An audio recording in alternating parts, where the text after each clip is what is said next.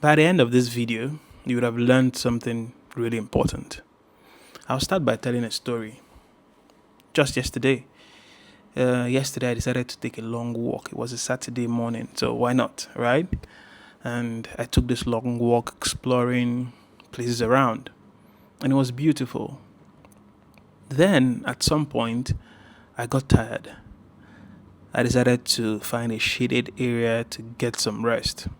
I looked around and I saw this group of teenagers, right, young boys playing football. So they're organized as teams, team A versus B, that sort of arrangement. And that was a really beautiful competition. I want to speak to us about competition. In this series, we're talking about design and perversion. The devil never creates anything. All he does is to pervert something God has created. Sometimes in multiple different forms. Most times in multiple different forms.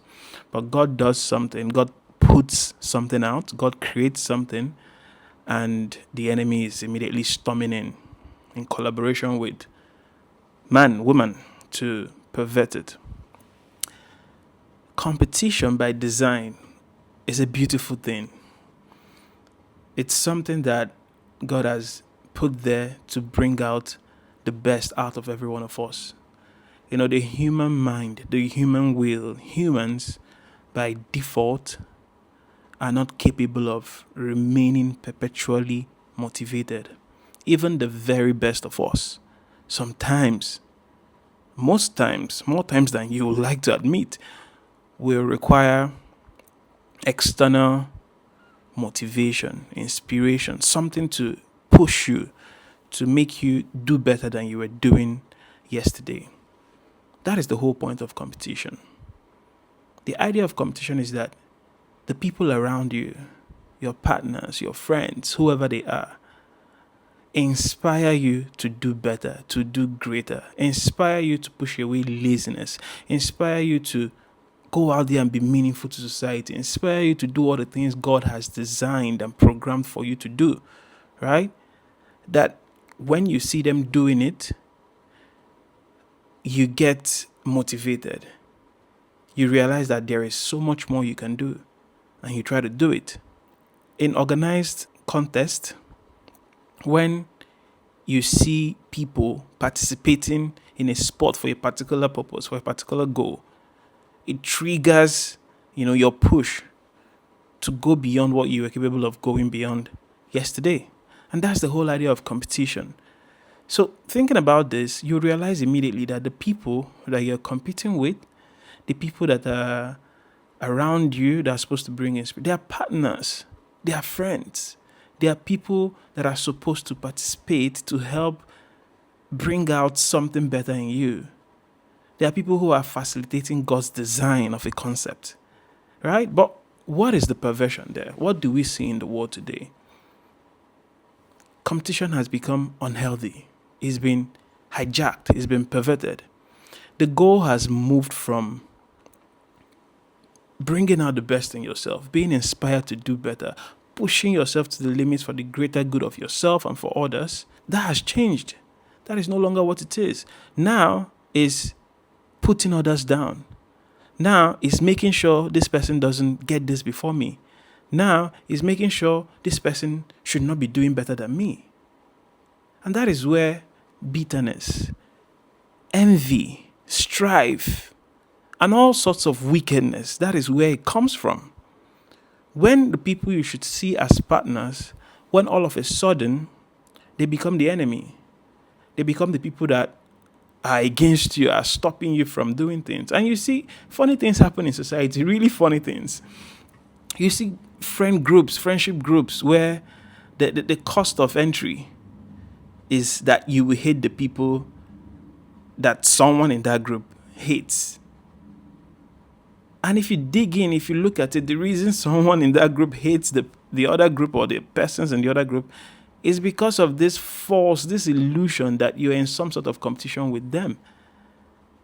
By your own metrics, by your own understanding, you've decided that, we're competing against people, they must not do this before. That kind of, the idea changes from becoming a better version of yourself doing better than you did yesterday, to holding others back, to making sure other people don't, do more, or at the very least, don't do better than you.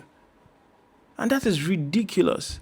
If you've been listening, one of the things you pick out already is that the whole design of competition is such that the outcome, the end result is that you do better than the version of yourself yesterday, than the older version of yourself.